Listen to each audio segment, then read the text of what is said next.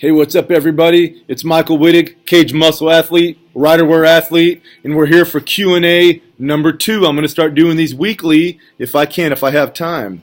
I got my hoodie on today. It's cold outside. It's supposed to start snowing here in Tulsa. So let's get on these questions. There's a bunch of them. The first question is by Josh Keaton. He's asking, how do you get vascular? Well, vascularity, a lot of it is genetic, hereditary. You're either going to be more vascular than someone else or not. One thing that will help you be the most vascular you can be is to have a lower body fat percentage. So you got to cut that body fat. Okay? Coven, and I can't pronounce his last name, Elizondo. Sorry, man. He just says Steed. Well, Coven, that's not a question. That's a fact. I'm just kidding. Okay, Chris Pewitt asked, when did you decide to advance to where you are now? And I actually had to clarify that question. What does he mean, like career-wise or physically? I'm not sure. But he meant mainly with my fitness career in life overall. Well, I've always loved fitness. It's been a big part of my life since I was about 15 years old. Fitness and music, just my two loves. In the last 5 years, I kind of stepped away from music and started doing fitness full-time. I just love it. It's where my heart's at. This isn't work. So it just kind of fell in place, man. I've always been one to pursue my passions. There's times where I've had to take odd jobs just to, do what has to be done to get the bills paid. But I was always making moves to do where my heart lies.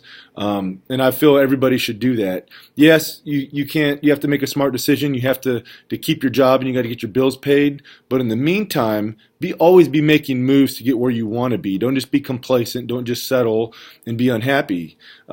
So that's it, Chris. Okay.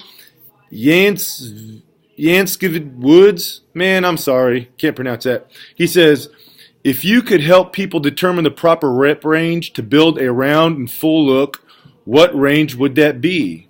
And would you incorporate drop sets and rest pause? Rep ranges. Okay. So in general, what they say the best rep ranges for muscle building is what I think Mr. Woods is asking. In general, it's supposed to be in the 8 to 12 rep range. That's what they say.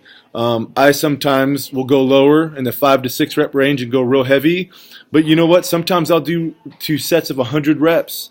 And I'm sore the next day. It builds muscle. So I'm a big believer in varying up the rep ranges, having no rules. Yes, I might do a majority of my sets in the 8 to 12 range. But you know what? Sometimes I'll do 5 sets of 5 reps. Sometimes I'll do 1 set of 100 reps. I really go by feel and trying new things. So try different things, vary it up, see what your body responds to the most. Okay, let's get to more questions. Mike Wright says, macho. Mike, that's not a question, that's a fact. I'm just kidding. Mike's a good friend of mine. Mike Wright, he likes to do this. He does the pose, the signature Randy Orton. Aurora Young asks, she goes, I feel like I've done so much to get rid of belly fat. I'm 50 and I know it gets challenging the older we get, but I'm fit in other areas. But this is just driving me nuts. Suggestions. Well, there's a lot of things without really knowing your background. There's a lot of things that factor in. I think the best way to transform your body and cut body fat is by doing 3 things. Of course, eating right. We got to look at how many calories you're bringing in. And also the macronutrient spread, how much fats, proteins, carbs.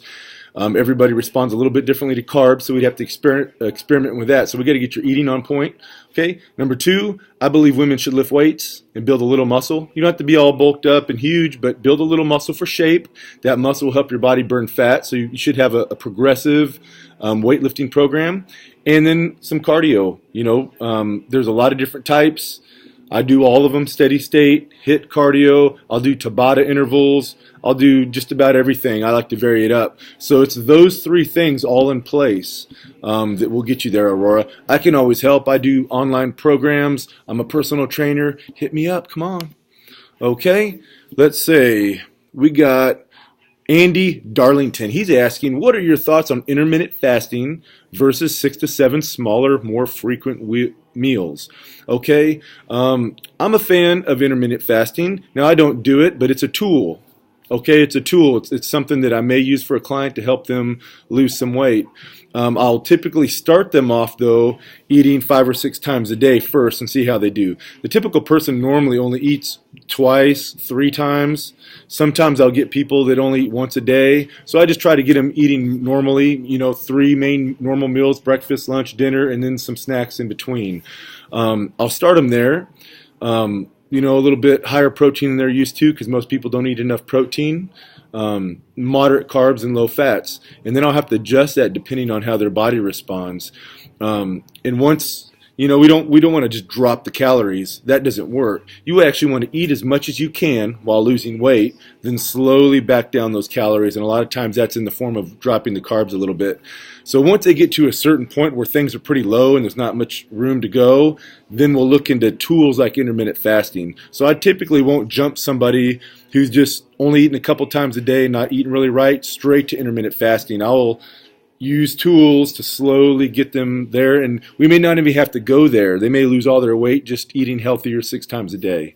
Hope that helps you, Andy. Here we go with Rebecca Campos. Currently only able to train legs. How often can I train them? Every week. You know what? I would say probably not every day, but depending on how intense you're lifting, you could every other day, 3 times a week. I'm currently training my back 3 times a week because it's a weak point and I'm just bombing it. I'm sore all the time, but I'm making sure to get enough nutrition, and I'm supplementing to help my recovery process. So I'd say 3 times a week, every other day. Renzo Chipoko. I like that last name. That's cool. Chipoko. It's probably pronouncing it wrong, but it's cool. I'm currently in the middle of developing out of a skinny fat body, but I'm stuck at losing fat. And she has a bunch of centimeters and kilograms in America. We're the only country that doesn't use that. Isn't that weird? It doesn't even make any sense. We're like inches and pounds. So I know that there's 2.2 kilograms per pound of body weight, but I just can't do that math in my head. But in order to focus on weight loss, how much cardio should I do daily? Steady or HIIT? And besides protein, what is the best weight loss supplement? Well, Renzo, first of all, we just got to get your eating in order. We got to make sure you're eating clean. Like I just mentioned a bit ago, I would try at least 3 main meals with snacks in between, protein in every single one of those meals. We'd have to run the numbers to have you eating in the right range that you need to, but you could do the research on that, or you can email me at michael@wittigworks.com and I can help you out. So we got to get the eating in place. Okay, that has to be first before supplements. Supplements don't matter if you're not eating right. Okay, then supplement-wise, what I would recommend is Cage Muscle supplements. Okay, they're third-party tested, they're clean, they're effective. It's what I take. I would look at their Clean Burn. Okay, that's a great supplement. Their Recage is a protein supplement, which you've already mentioned. That would be great. Another thing that I find useful when I'm cutting body fat for competitions or photo shoots is their HydroCharge. It's hydration. You add it with water. It's just to drink. It tastes great. But then what I do to it to help with recovery is I add some of their BCAAs and glutamine. If I'm having it in the morning, I'll add a little bit of their Pure Calf just to get that boost of energy. But what I do, the power of this is, let's say I'm eating a very low-carb lunch, just some vegetables and a half a pound of lean meat, and that's it. I'll drink 16 ounces of that HydroCharge, and it fills me up. Tastes good, fills me up, help me wash down the food. Maybe I'll do that for dinner too. So that's what I'd recommend. Get it off cagedmuscle.com. Use my code WITTIG15. That's WITTIG 15 for 15% off. Boom. Let me know what you think. Okay, Pete V says, can you give us an overview of your diet when you are trying to lose weight?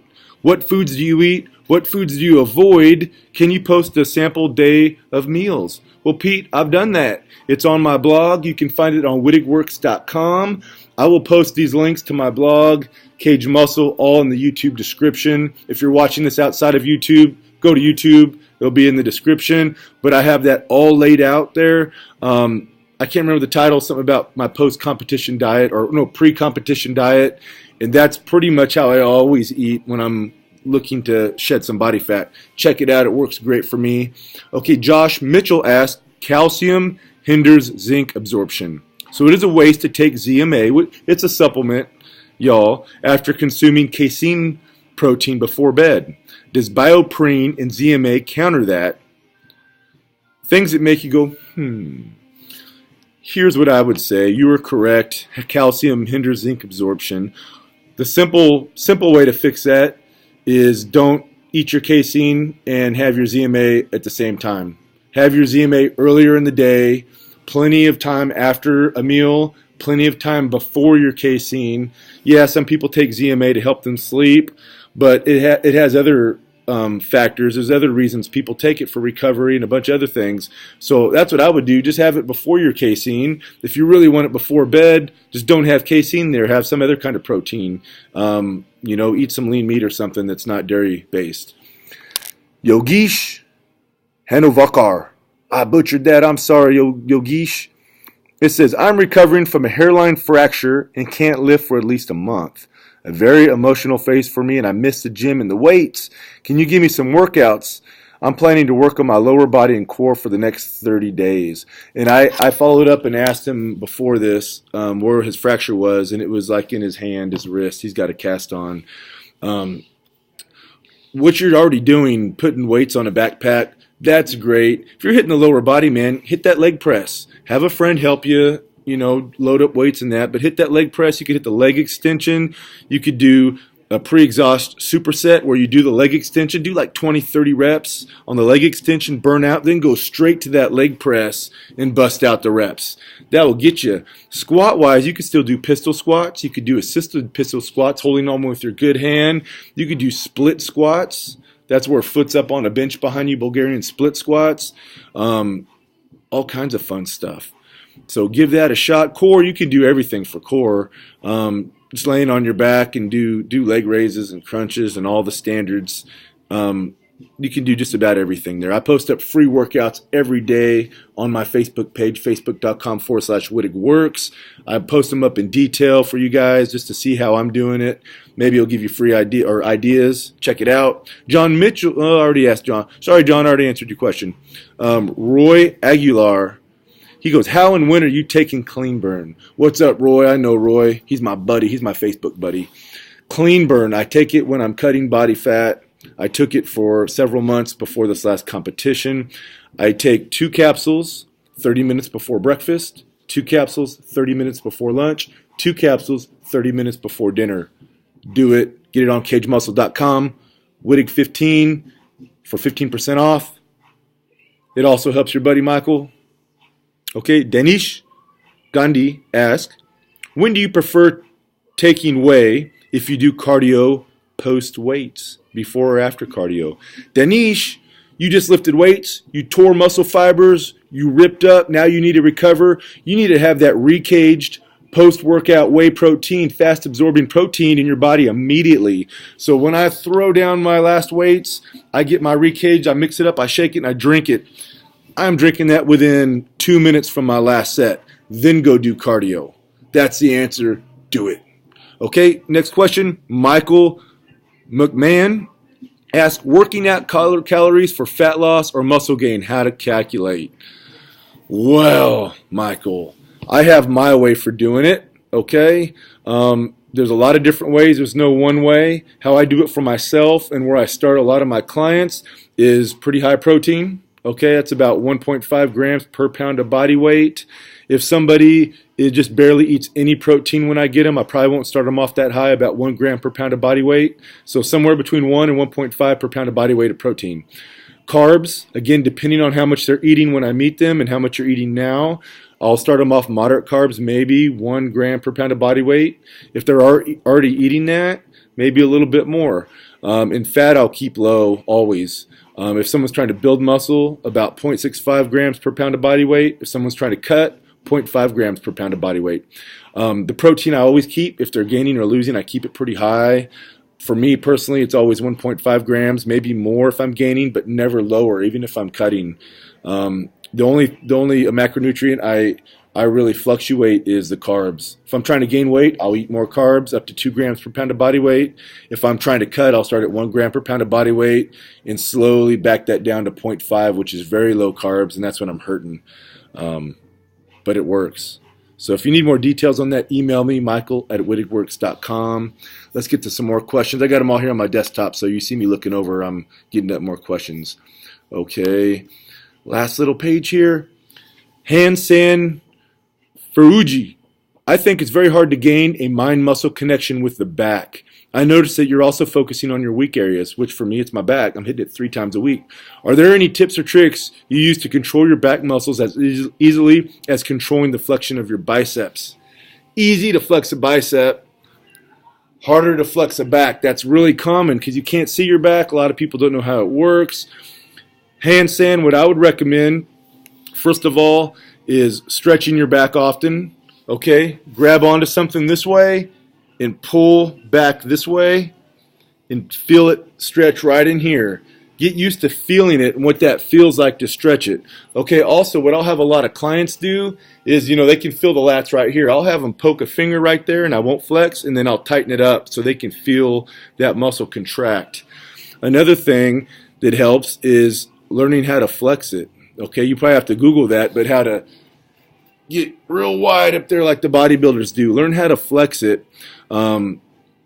Really focus when you're doing like pull downs and chin ups. Here's a key that really helps. Okay, I'm going to get back here. Keep your chest up. Don't ever let it cave in. Keep that chest up real big, really arc your back. And as you're pulling up, separate the hands. Even though you're holding a bar, pretend like you're separating and keep the chest up. Okay? Don't ever do your pull-ups and cave your chest in. Keep it up. Boom. Learn on flexing it. That will help a lot.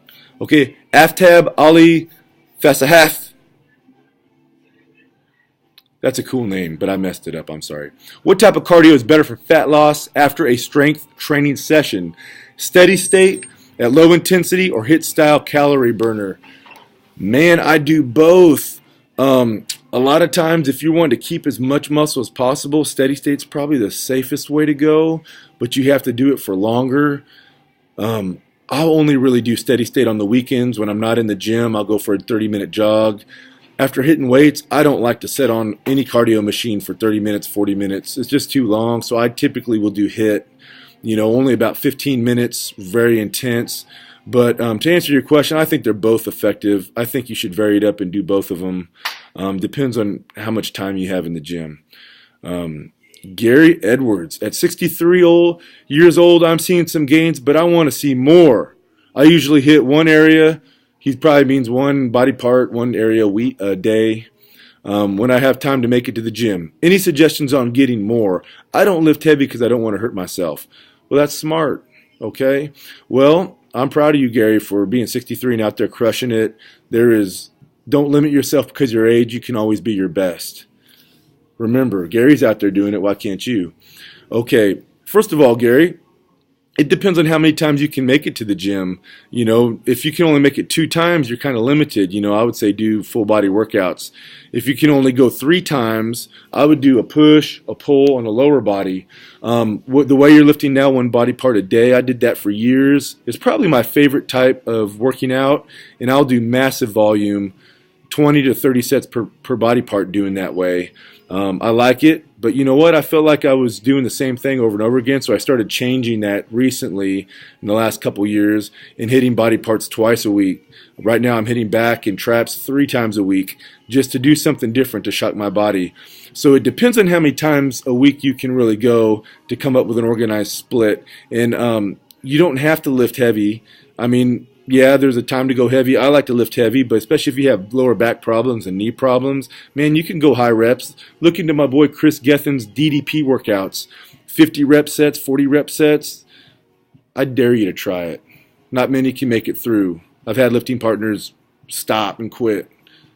So give that a try. If you have any more questions, Gary, you can email me, michael@wittigworks.com. My email address will be in the YouTube description. And I think this is the last question. It's the best question. It's the most complex. It's going to go over a lot of heads. Adatia Pinmetsa. Dude, I killed that name. You need to send me a voice message and tell me how to pronounce that, please. He goes, I understand that this is a primary care physician question, but I wanted to hear from a fellow lifter's point of view.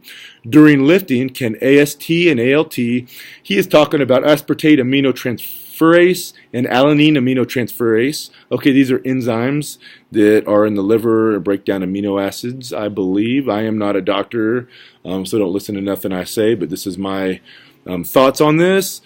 And he asked, during lifting, can these enzymes be out of range? And if yes, how much extra is normal? And there can be anything done to prevent these out of ranges? Well, the question is, yes, lifting will cause these aspartate aminotransferase and the alanine aminotransferase to spike.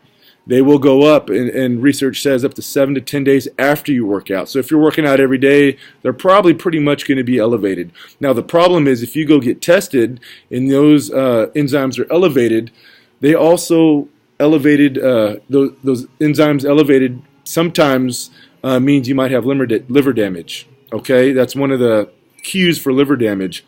But if you're lifting every day, they're going to be elevated. So what I would say, if they're elevated, you better get checked just in case, because you don't want liver damage. But no, they're going to be elevated. How much? I don't really know. I would maybe ask your doctor that. And as far as prevent it from getting out of ranges, as far as I know, no. But again, I'm not an expert. So they're going to be elevated because you're lifting, but always get it checked out so you don't have liver damage. Hey man, I hope I helped you all. I hope you enjoyed this session. I'll do another one next week. Watch for my posts asking for questions. Hit me with them. Thanks for your time. Follow me. Subscribe to my YouTube /Wittig Works. Talk to y'all later.